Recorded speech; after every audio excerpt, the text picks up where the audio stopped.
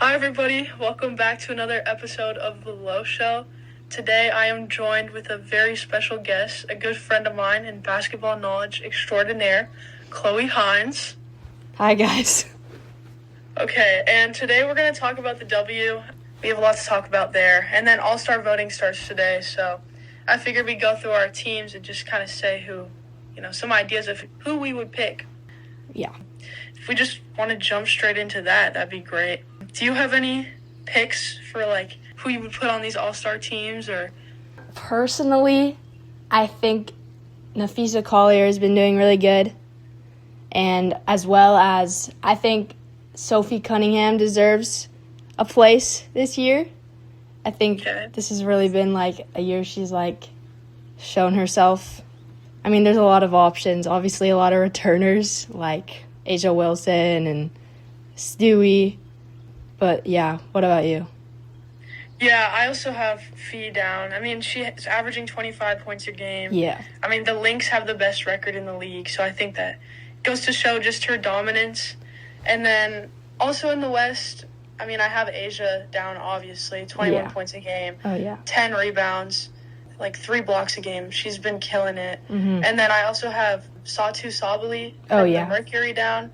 She's finally been able to step into kind of a number one role there because Diana Taurasi obviously retired, and then Griner left to play on the Dream, so she's the number one option there, has been playing really well. I also have Skylar Diggins down, obviously killing it for the Storm. She's averaging 18 a game, 45% from field with 6 assists, and I think when you're really looking at all-star players, you don't want to look at their just points a game total. I think especially when you're talking about guards, it's so important to look at their assist numbers and maybe even factor in how good they are defensively.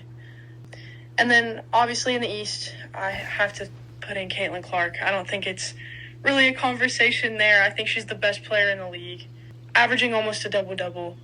19 points, 9.3 assists is extremely impressive, considering it's just her second year in the league, too. I also have Sabrina down, 18 points a game, 5 assists. So those are just some of my players I'd put down on these teams. Yeah, those are definitely not arguable. I definitely think all of those players are going to be in the All-Star games, and I'm really excited to watch this year. Yeah, and I think, you also have to factor in, which players have a bigger fan base, because obviously it's, person voting, the fans are the people voting. Yeah, they have 50% of the votes. Yeah. I remember a couple years ago in the NBA, people voted, Zaza Pachulia from the Warriors to be an all-star, even though he sucks. So, there's a possibility of a player, being on it that I guess some would say doesn't deserve it, but... Yes. What do you think about, do you think Paige Beckers, because of her popularity, is going to be voted on? Oh, definitely. Yeah. I think so. I think a lot of the rookies will, actually, just because of their following. Yeah. And, I think maybe even someone like Kate Martin would probably make it just because she has such a big following. Mm-hmm. Yeah. And it's not like they're bad players. It's just, because of their fan base. So, if it wasn't as large as it is now, I don't think they would be voted on. But Yeah, for sure. So those are just some picks. Obviously, if you're interested in voting, it comes out today at, I think, 11 o'clock Pacific.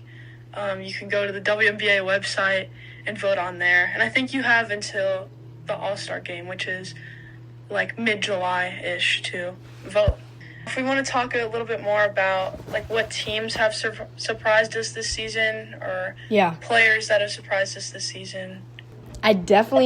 The biggest surprise this season is how the Aces have not been doing as good. And I think, they lost Kelsey Plum, they lost Kate Martin, and they lost Colson, but they gained Jewel Lloyd, who's an amazing basketball player, but she just hasn't been showing this year. But to lose to the Valkyries by almost 30 points and to just not have as good as a record as they had last season and the season before is just very interesting. And I was wondering, is Kelsey Plum, was she such an amazing, part of that team? Was she, a big piece of that team that they really are now struggling without her? Yeah, I mean, I'd say Kelsey Plum was such a big part of their offense. She was kind of the main facilitator. Obviously, her assist numbers were really high in the past and still are this season. And I think, frankly, there's not enough basketballs to go around. Like, Chelsea Gray is going to want to get her shots. She's a great facilitator, I will say. But I feel like I actually watched their game against the Sparks last night, and I felt like she wasn't facilitating and distributing the same way that she normally does. And I think that's been a little bit of a trend this season. And I think Jewel Lloyd's just been, like, chucking it up whenever she's, like, open. Like, her field goal percentage numbers are extremely down this year. And I don't know. I think if someone like Sydney Colson leaves, who's obviously a big, like, glue locker room player, it's going to take a little bit of a toll on the team. Yeah, definitely.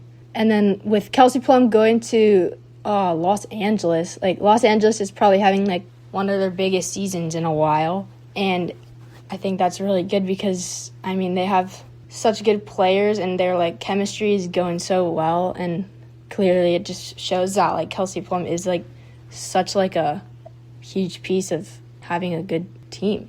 Yeah, I'd agree. I think it's going to be really fun when Cameron Brink comes back. Just to see her and Kelsey Plum in the two-man game is super big. And then Rakia Jackson's been having a great year this year. Oh, yeah, for sure. I don't think their record's 4-7, but I don't think that reflects how this team is playing. Yeah. I think they're doing a lot better. And just talking about rookies a little bit, I've actually been surprised about the Mystics. Like, Kiki Iriafen and then Sonia Citron have both been having big seasons.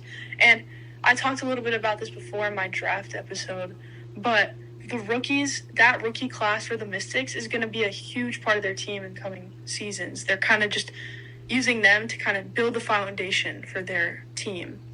Obviously, Kiki, I think, is right now the leading candidate for Rookie of the Year. She's averaging a double-double, and Sonia Citron has also been big. I mean, she's doing what they brought her there to do. She's shooting the ball really well, lights out. 49% from the field, and then 37.5% from three is really impressive, especially as a rookie. Yeah, definitely. So if you have any, like, rookie standouts, maybe? I mean, obviously Paige has been phenomenal. Yeah, for sure.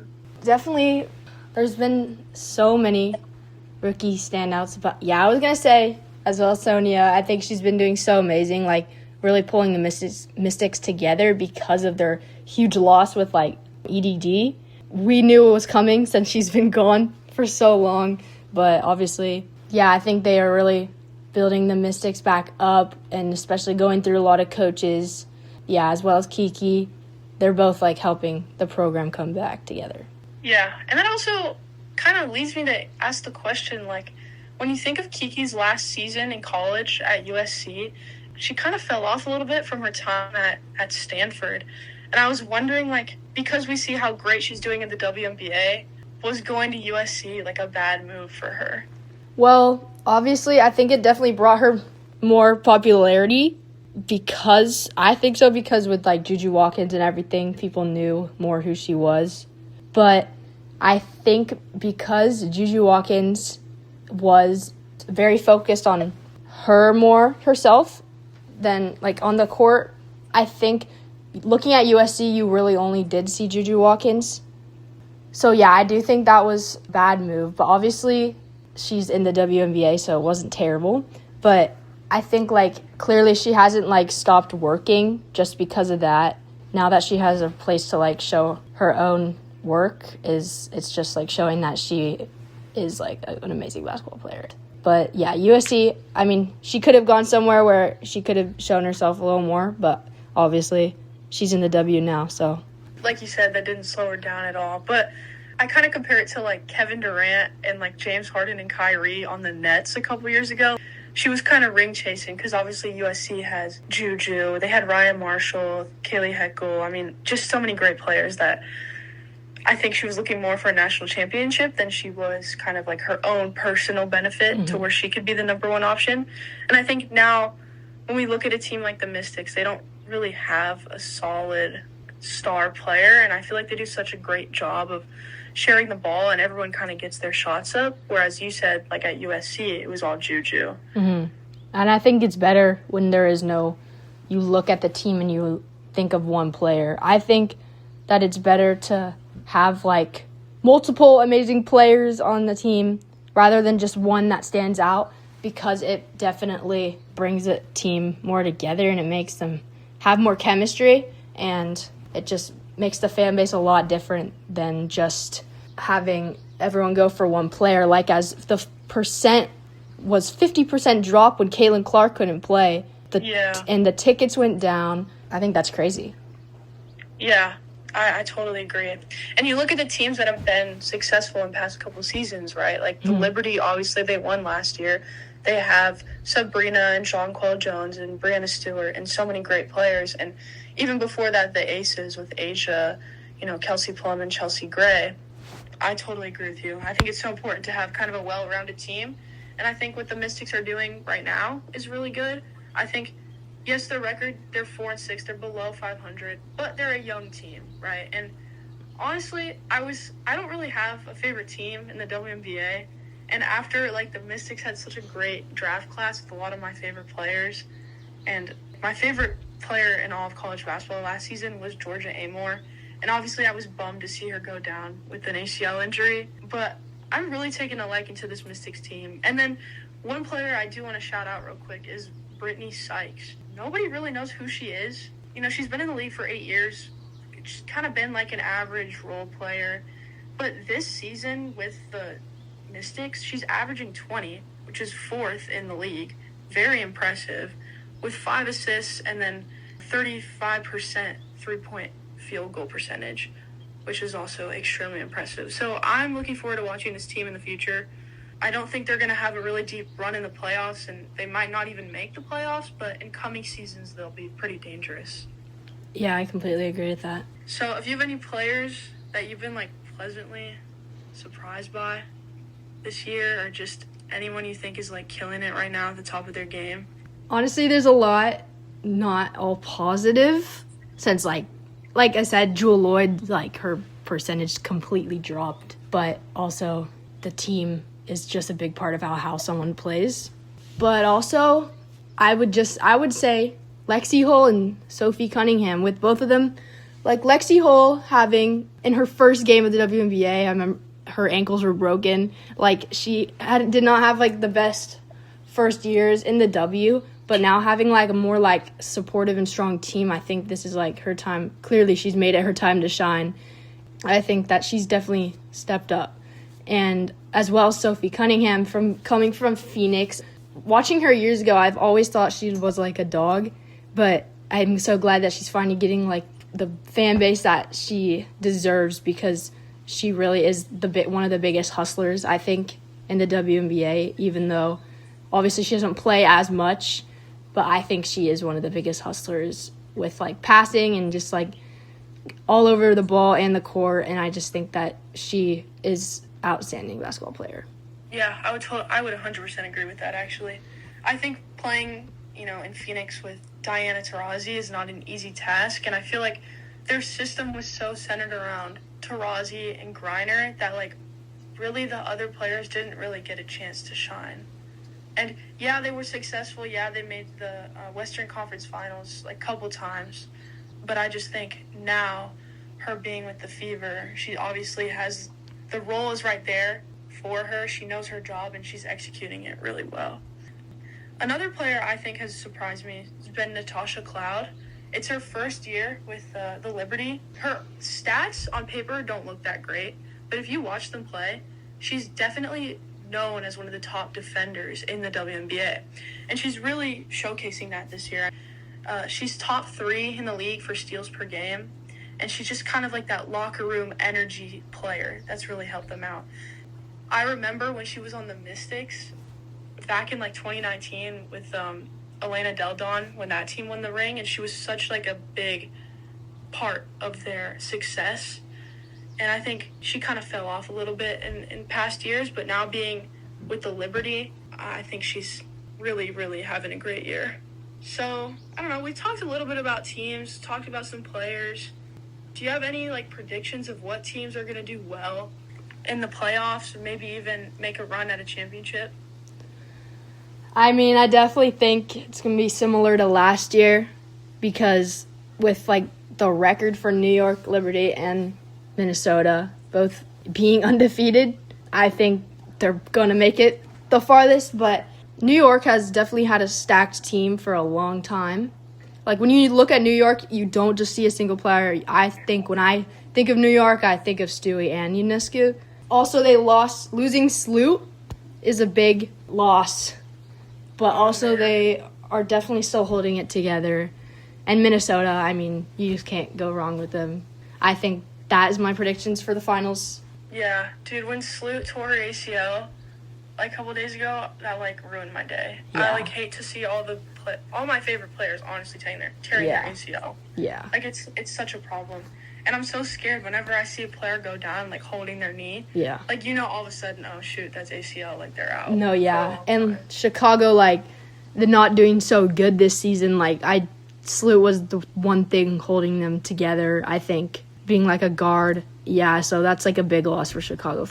Veteran leadership, too, that you were talking about. Definitely. And I actually really wanted to see her kind of be the mentor to, Haley Van Lith, because they don't really have a point guard. And for some reason, Chicago's not really playing Haley Van Lith that much, which, I don't really understand. You guys suck. You're 2-6. Might as well throw some rookies out there and get them some experience. And, yeah, they have a couple bright spots. Their interior duo of Reese and Cardoso. Angel Reese, very controversial player, but I think when you look at her numbers, you just have to respect her game. I mean, she averages a double-double. Maybe that's because she's missing, all of her shots and getting 6 offensive boards, but you can't deny that she is a solid player and she will be an all-star, regardless of how you feel about her. And although her field goal percentage is very low, I mean, she is still getting buckets that they do need, but at the same time, some of them are just kind of being thrown up there. I personally think Camilla is a lot better in the position that she's in, but also having both of them in is just, it's hard for the other team to get rebounds, and I think that's just a huge important thing with her. I mean, she's averaging 12 rebounds a game. Yeah. And so that's very impressive, and hitting her 500 mark, 500 and 500 with the points and rebounds is very impressive for WNBA player, and it's only her second year. Yeah, only 2 years, which is really impressive. And yeah, Chicago has some great players, but they didn't draft that well this year. And even the players that they did draft, they either cut them or aren't playing them at all. So I think they're just going to have to make a whole system change. I know it's their first year with the new coach, and I know that obviously could be the reason why their record's taken a hit, but I say they just need to switch some things up. Maybe run the offense a little bit more through Cardoso, just because now Sloot is hurt, and you don't really have that leadership. I don't think they're going to make the playoffs. We'll see who they draft next year, because they'll have a pretty high pick, so. Yeah. And obviously we know next year's draft class out of college is, it's insane. They honestly can't go wrong with anyone. Oh, yeah. Circling back to the finals a little bit, the Lynx, I think the West is not good. Looking at the records of the teams in that conference, they're all, kind of around 500, below 500, and comparing them to the East, where it's a harder conference to play in. Their teams have better records. Their teams have better players, and their records obviously reflect that. I think the Lynx are going to make it out of the West. I think a lot of people think that as well. I think they're just the most well-rounded team with Nafisa Collier. They have Kayla McBride that can just knock down the three. So I've been impressed with them. The East is so interesting just because, the Liberty, yes, they're 9-0. They're undefeated. They haven't lost. On paper, they're the best team. Yeah. I'm curious to see what happens with the Fever when they get Caitlin Clark back after her quad injury, to see what happens there, because I think they have all the pieces, right? Yeah. In free agency, they really went out and they grabbed, honestly, whoever they wanted. Obviously, Sophie Cunningham was big because they brought in Dewana Bonner was huge. And I think just with a little bit more time, obviously, the season, it's only been a month. And these teams have only really been playing together for a month. So I think as the season goes on and their chemistry develops, we'll really see the Fever make a big run at the end of the season.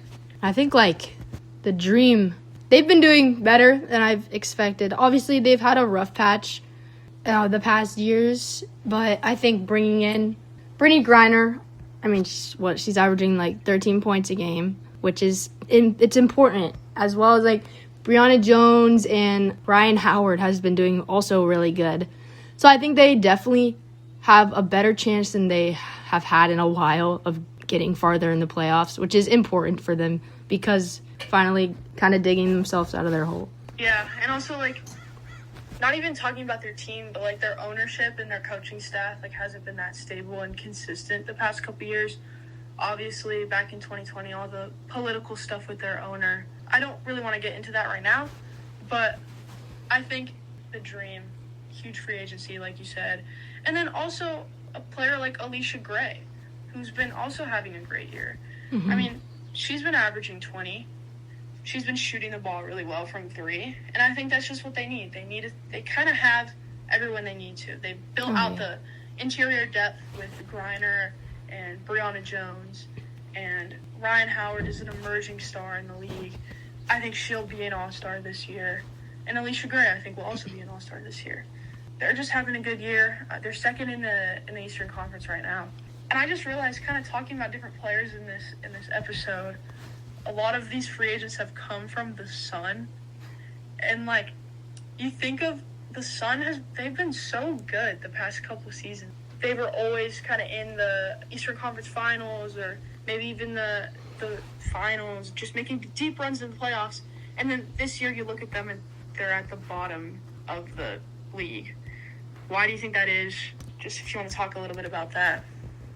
They've lost so many good players. They have good players now, but it's just like losing the two, like the couple for sure, like those two. I mean, they both obviously are on teams that they have huge like impact on. But yeah, I mean, the Connecticut did so amazing last year, and I think they have had a drop. But I mean, I think they still continue to have like good players and stuff. But yeah, like Sanaya Rivers, I think she's doing decent for a rookie. Anissa Morrow is not doing as well as I thought she would be doing. Tina Charles is doing amazing. I think she's averaging like 14 points a game, which is, she's been there for a while. But yeah, they just lost amazing players, and I think that's like the main reason that they are just not going to make it this far. Yeah, I mean, I think they lost their entire starting lineup. Yeah. I don't know, Bonner obviously going to the Fever, Thomas going to the Mercury. You have star defensive player in Dejanay Carrington going to the Wings. I think they've just lost so much, and it's kind of hard to recover from that, especially because they had such a great season, so their draft pick is not as high, so they couldn't, pick up one of the big names out of this year's draft class. And obviously coaching change has something to do with it too. Also talking about another team that's kind of sucked, the Dallas Wings.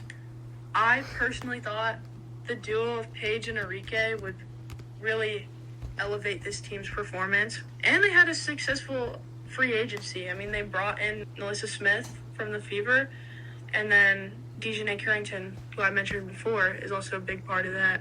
But them being 1-10 has been kind of a surprise. So if you want to add anything on that. I mean, yeah, they definitely had like a lot of hype before the season started, that being such a good duo. And I think Enrique has had a good season, but she's definitely had better. They're not the duo that I also thought they were going to be either, so. Yeah, they have had some bright spots. Yeah. Despite being 1-10. I mean, Paige put up like 35 last night. Yeah. Which is huge. That's kind of what we expected out of her. But I think, new coach, new ownership, that's kind of a trend we see with teams. Like, stability is such a underrated part of a franchise success. And if we think of teams that have been successful over the past couple years, they've had the same coach, they've had the same owner. And I feel like for a lot of teams in W, that hasn't really been the case. And I guess, pre-All-Star break, season awards, who do you got for your MVP, Rookie of the Year? Kind of go through all that. I'm curious to see what you say. Rookie of the Year, I'm going to have to give it to, if I had to pick, I'd definitely pick Sonia. I think she's been doing amazing.